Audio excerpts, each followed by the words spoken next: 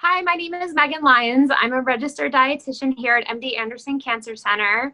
I wanted to talk a little bit today about the most common nutrition questions that I get asked and just, give you a handful of tips that you can use, every day just to make some small changes. So one of the questions that I get asked the most is, I don't get a lot of vegetables in my diet. How can I add vegetables to my diet? For that, what I recommend is make it part of your meal. When you're planning your meals out for the week, when you're going over your shopping list, instead of thinking about what can I add to my meal, just make it part of your meal.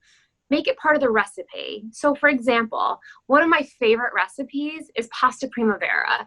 Pasta, a little Parmesan cheese, and loaded with vegetables. It's quick, it's easy, and you don't even have to think about it because it's part of the recipe. Another question that I get asked a lot is, I ate a lot last night. I had pizza, I had cake, and now today I have to, now I'm not really sure what to do because I overate last night. I always recommend looking at each meal as a new opportunity to make a choice. So, maybe you had that pizza last night. Maybe you had that piece of cake, and you know what? I bet it was delicious. Today's a new day. It's a new start. Every meal is a new opportunity.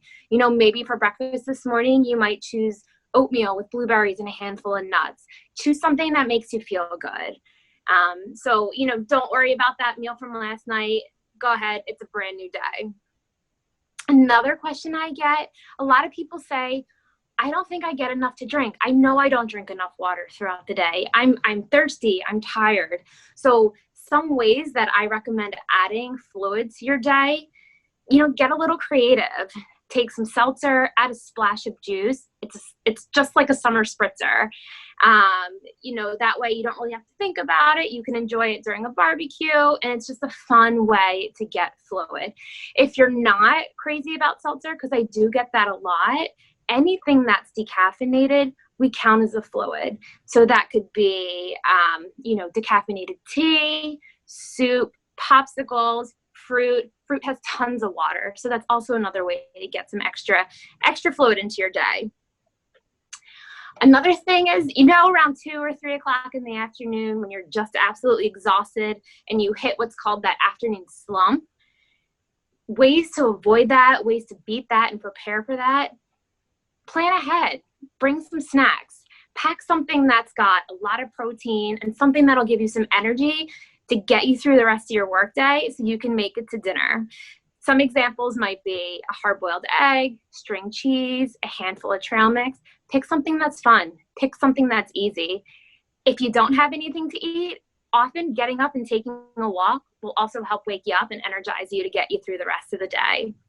Lastly, this is probably one of the biggest questions I get. A lot of patients will say to me, what vitamins, what minerals do you recommend?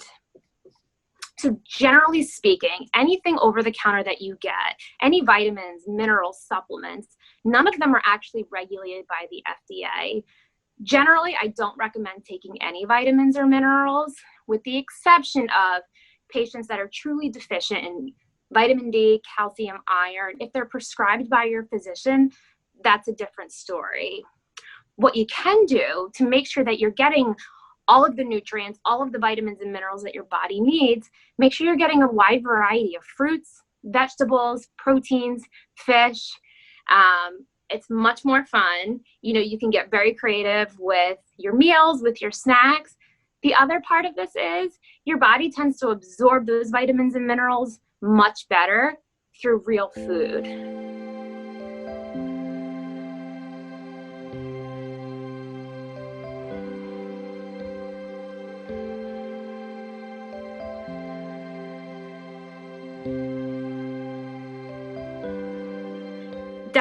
Definitely recommend, shopping the farmer's market, picking up your favorite fruits and veggies, definitely the way to go. And you guarantee that your body's going to get the nutrition that you need. So just a few extra tips when you are making your grocery list and you're heading out to the grocery store, just a few ideas for things that you can look for to switch it up, but still ensure that you're making healthy decisions. If you are shopping for fish, make sure that you're purchasing a fish that's wild caught. and staying away from farm raised. You can purchase those fresh, you can purchase those frozen. The other thing in terms of snacks, Sargento makes a great little grab and go snack with a bunch of different flavors and varieties, but they're nuts, either raisins or craisins with cheese. You can also make your own, pick up a bag of nuts, pick up some raisins, and pick up your favorite cheese, cut them up into small pieces, and you have a really, really easy, nutritious snack to grab. If you like yogurt or you like cottage cheese, a couple varieties I recommend. When you're shopping for cottage cheese, make sure that you're sticking to the low sodium variety. Believe it or not, cottage cheese is a great source of protein, but it's also very high in sodium. There's lots of low sodium options out there, very, very easy to find. So make sure you're looking for that the next time you pick that up. If you're a yogurt fan, look for varieties that are lower in sugar. Chobani makes a great line. It's called Hint of, and it comes in mango and other different flavors. Or you can purchase plain yogurt and add your own fruit, add your own nuts, and you can add sweetness that way. Lastly, talking about fruits and vegetables. Again, there's so many different items to choose from, and oftentimes, it might not be the best for your budget. Purchasing frozen fruits and frozen vegetables are just as nutritious as getting the fresh variety. So next time you're walking up and down the aisle, take a quick detour to the frozen aisle and choose your vegetables that way. They're great. You can steam them, saute them, roast them. They're just as good and just as nutritious as fresh.